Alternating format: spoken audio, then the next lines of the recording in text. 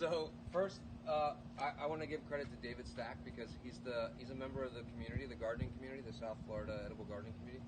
He was the first person to really do this and to share about it, at least down here.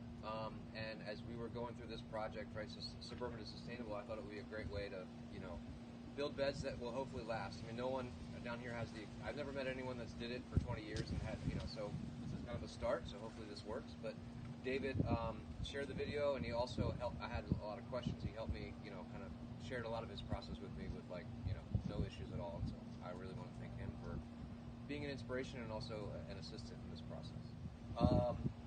So basic flow of how it works is that I bought lumber. This is just like untreated pine. Definitely use untreated wood, right? Because if you don't use untreated wood, then you're putting God knows what into your soil, and the treated stuff leaches out over time. So I bought untreated pine just at like Home Depot. I mean Lowe's or Home Depot, $3 a board or whatever the price was.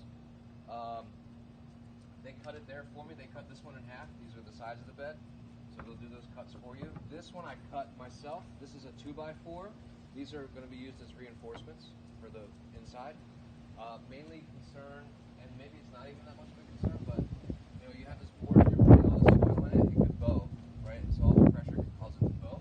So that's why the supports, I use the supports. I'm not sure if David did that or not, but I did it with my pallet beds. It really helped a lot. So the first step is going to be sanding this. The reason, you don't have to sand it, but what happens is if you get big splinters or something, when you're oiling it at the end and you're using a rag, right, you're going to get your hand all cut up. So, and I found even though I sanded it, I didn't pay too close attention. I just sanded it a little bit and I still got splinters. So sand it like, nice and good so that it makes the oiling easier. Once it's sanded, then we're going to char it with the blow torches, and that's pretty easy. It just takes some time because you really want to char it black. You can see the finished product here, what it'll end up looking like. This is the inside that'll go. This is the inside that'll go into the soil. Because I charred it completely black. The outside you don't have to char as much because it's going to just be exposed to the air and stuff. But it also looks prettier. That looks a little prettier than that. So you can see one edge was black, one edge was black, one edge was a little less charred. And then after it's charred, we brush the extra char off, and then oil it. And then you have to let it dry for about 3 days.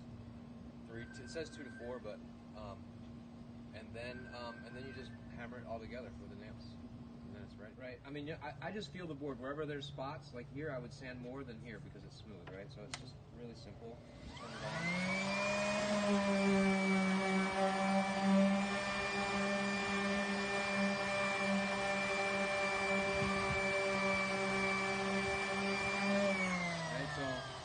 Run my finger across it a little lightly.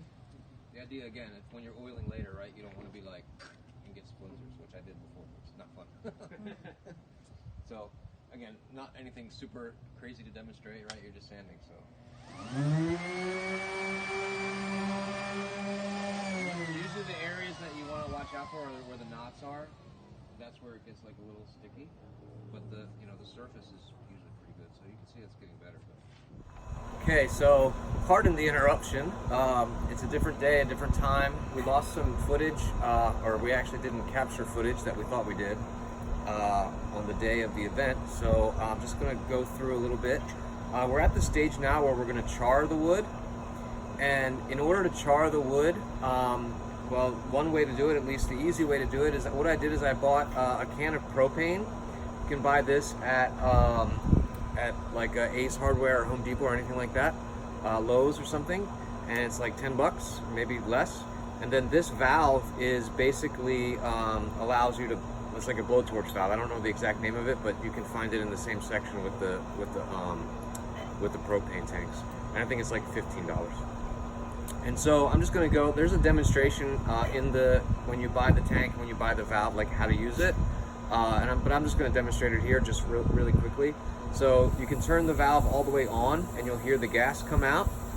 You don't want to light it with the valve all the way on because it's not better, that doesn't work quite as well. And here I just have like a propane lighter, like a Bic lighter that has this little flexible handle, which is kind of nice. So I'm going to get this lit first. And the reason, it's a little windy right now, but so So the reason that I want to get this lit, and then I'm going to light, and I don't know if you can see, but there's a blue flame now in the torch. And so that's how you light the torch.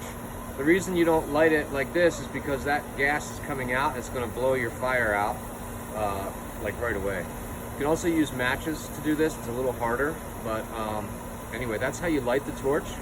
And then now we're going to go over actually torching the wood.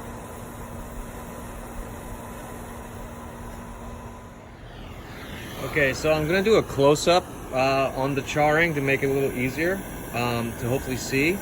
So here I got my blowtorch. I'm learning here. So you can see I have it on. It's not on full. It's just on like half, because when you have it on full, it basically will it doesn't burn efficiently. And the other thing about this blowtorch is that you have to keep it upright. There's a certain point, as you can see now, I'm starting to become more and more parallel to the ground. There's a certain point where it stops functioning.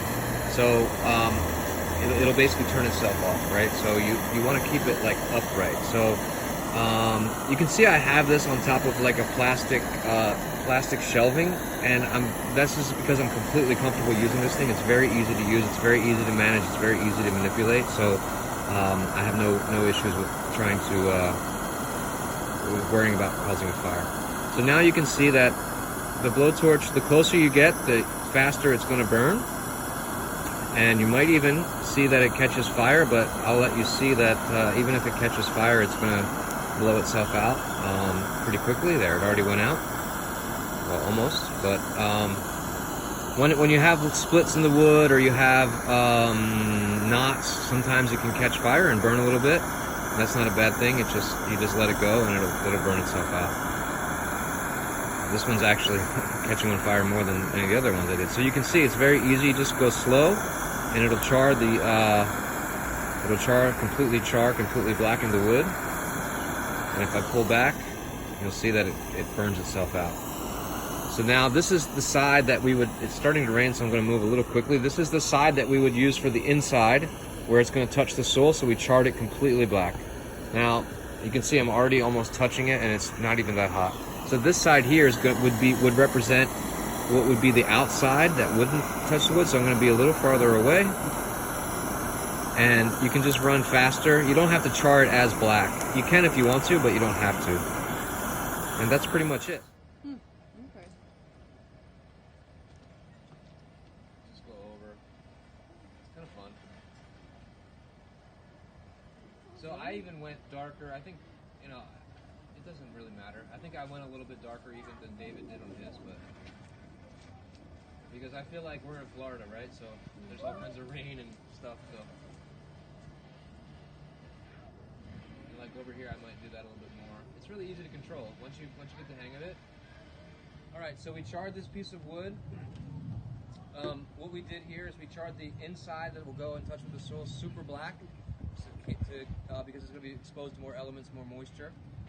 Just to make sure it seals better. And then I left, just to save time and maybe a little bit of aesthetic, right? It's not necessary to do the outside that's going to be just exposed to the air and maybe the rain, a little less dark. But before we oil it, we're going to brush the excess char off. Now, if you want to, you can take this over to the mango tree or some part of your garden that you want the biochar to get on. My experience is that it's so windy right now that no matter where you brush it, it's just going to blow everywhere anyway. So for this pig, it's just simply, it's really simple. You're just taking it. You can see, I don't know if you can see some of the extra char coming off. It doesn't have to. You're never going to get all of it off. I brushed it one day and I came back the next to oil it, and I brushed it again. There was still char on there, but it's as long as you get the majority of it off. You just want to get it off so that the oil can penetrate the wood. And you'll notice too. Hopefully nobody's getting biochar. You'll notice that it's, even though it was black, right? It'll look more brown, and that's fine. That's normal.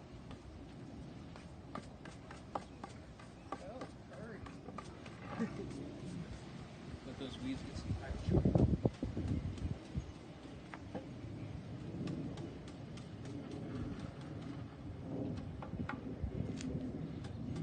So that's pretty much it for the brushing. Oil the boards.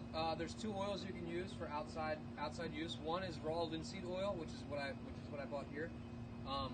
And this container is like 30 bucks, I think less, 25 bucks, and it's like, it lasts for a long time. I've used it a lot, and I've hardly used any of it. A little oil goes a long way.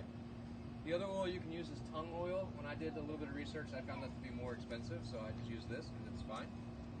And you want to make sure it's raw, not processed or not cooked, because when it cooks, it creates some kind of a toxin that's not good for your soil and stuff like that. So, just to reiterate, we sanded, right? The whole idea of the sanding is so that when we rub the oil, right, we don't get splinters in our hands. It's not necessary to sand. You could use big gloves or something like that, but I just chose rather to go out and buy big gloves to just sand because I had to sand. So it's really super simple. I just spilled some here, so I'm going to take it off the top and just literally just oil. Now there's two ways. Oh, I guess maybe there was still too much char on there. So you just oil the whole thing. It doesn't really take that long. There's two ways you can do it. If you get any excess oil on the board, you can wait about 5 minutes for the first coat to dry, and then you can just wipe off any excess. And then you're not, you don't need to oil any part of the board more than the other. You just oil. All right, so now we're at the phase where we're going to build the bed, and we got two capable helpers here, thankfully. So the idea is you could just put the wood, screw the wood together this way, like piece by piece. But I feel like it's going to be a little more sturdy if we add like some support here. So in the corner, right, we're going to drill this to this little piece, and we're going to drill this side into this little piece on all four corners. And then this wood's pretty thick. I don't know if it's necessary, but I'm going to also connect it in the middle with another piece because the soil putting pressure on the boards could make it bow. I had pallet beds that I made a couple years ago, and even with the support in the middle, the pallet bed still bowed a little bit. So I think it can only help. So the other thing that we do, what I find, is that if I drill holes in the wood first and then I put the screw through, because if you put the screw through directly, you risk the wood splitting. So if you drill a small hole, then the wood is less likely to split. So what I'm going to do now is because I only have one drill, I'm going to drill the holes, and then I'm going to replace the drill bit with the screw bit, and then we're going to put the wood screws in. And you want to use wood screws like deck screws, right? Outside stainless steel, because otherwise your screws will rust, and you don't want to get rusted. We drilled all the holes. We pre-drilled the holes. So these are, I think these are 3-inch screws. So when you drill it in here, and I know maybe the video can't get this, but you can drill it in, but you want to make the top flush. If you can actually push it in deeper, but you don't want to do that because the screw is going to come out on the other side, and then you've got metal exposed in your soil. I mean, is it the worst thing in the world? No, but you want to avoid that? Probably. So now we're just going to screw this. How did you had one side we had one on the inside and one on the outside, right? Yeah. That's what you were... Yeah. Okay, so in this way, to support the wood better and the structure, you can see this joint is long piece inside, short piece outside. This one is long piece outside, short piece inside. Okay? This.